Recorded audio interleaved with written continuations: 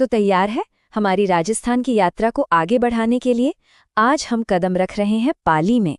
आप देख रहे हैं 3 मिनट में राजस्थान का सफर, सिर्फ गिरीश स्टोरी पर। और ये वो सफर है जहां हर जिले की कहानी अगले जिले से जाकर जुड़ती है।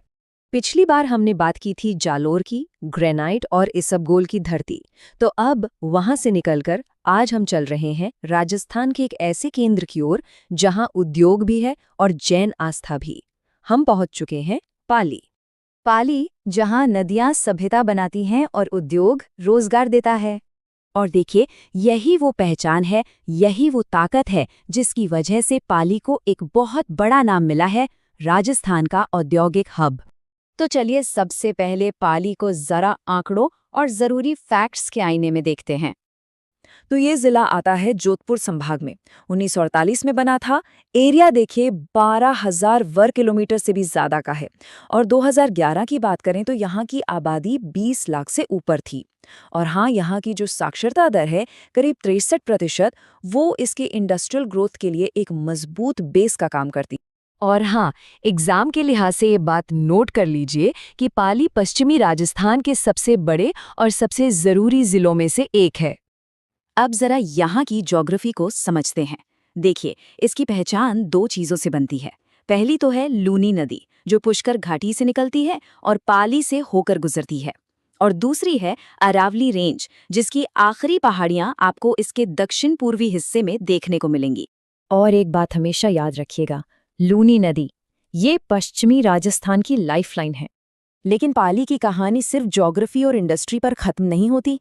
अरे, इसकी असली आत्मा तो बसती है यहाँ की गहरी आस्था और इसकी कमाल की संस्कृति में।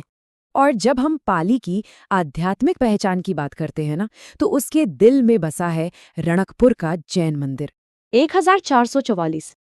अब आप सोच रहे होंगे ये नंबर इतना खास क्यों है? क्योंकि ये मंदिर जो भगवान आदिनाथ को समर्पित है, इन्हीं 1444 बेहद खूबसूरत नक्काशी वाले खंभों पर खड़ा है। और कमाल की बात तो ये है कि कोई भी 2 खंभे एक जैसे नहीं हैं, हर एक की डिजाइन अलग है। सफेद संगमरमर से बना ये अजूबा सच में देखने लायक है। और हाँ, एग्जाम के लिए ये फैक्ट जरूर याद रखिएगा कि रणकपुर को पूरे भारत के सबसे खूबसूरत जैन मंदिरों में गिना जाता है। रणकपुर के अलावा भी यहाँ बहुत कुछ है, जैसे ओम बन्ना, जिन्हें बुलेट बाबा के नाम से भी जानते हैं, परशुराम महादेव मंदिर और पास के इलाके में सुंधा माता मंदिर जैसे कई और जरूरी स्थल भी हैं। तो आस्था और संस्कृति की बात हो गई। अब चलते हैं पाली के दूसरी बड़ी पहचान की तरफ, और वो है इसकी इकोनॉमिक पावर। चलिए यहाँ की इंडस्ट्री और इकोनॉमी को समझते हैं। देखिए, पाली की इकोनॉमी में ना एक डबल इंजन वाली ताकत है। एक तरफ तो यहाँ गेहूं, ज्वार, बाजरा और मूंगफली जैसी फसलें होती हैं, तो वहीं दूसरी तरफ टेक्सटाइल और केमिकल इंडस्ट्री इसकी रीढ़ की हड्डी हैं। और इसी दमदार टेक्सटाइल इंडस्ट्री की वजह से पाली को एक और नाम मिला है, राजस्थान की टेक्सटाइल सिटी। और अगर हम गांवों की तरफ देखें तो वहां की इकोनॉमी में भेड़ पालन, ऊन का प्रोडक्शन और डेयरी से जुड़े काम धंधों का बहुत बड़ा रोल है। ये तो खैर पूरे मारवाड़ इलाके की पहचान है। तो मतलब धर्म, इंडस्ट्री और कल्चर, इन सबको मिला दे तो आज का पाली आखिर है क्या? तो आज का पाली सिर्फ एक धार्मिक जगह नहीं है, बल्कि ये इंडस्ट्री, ट्रेड और रोजगार का एक बहुत ही मजबूत पिलर है। तो ये थी कहानी पाली की, लूनी नदी और इंडस्ट्री की धरती।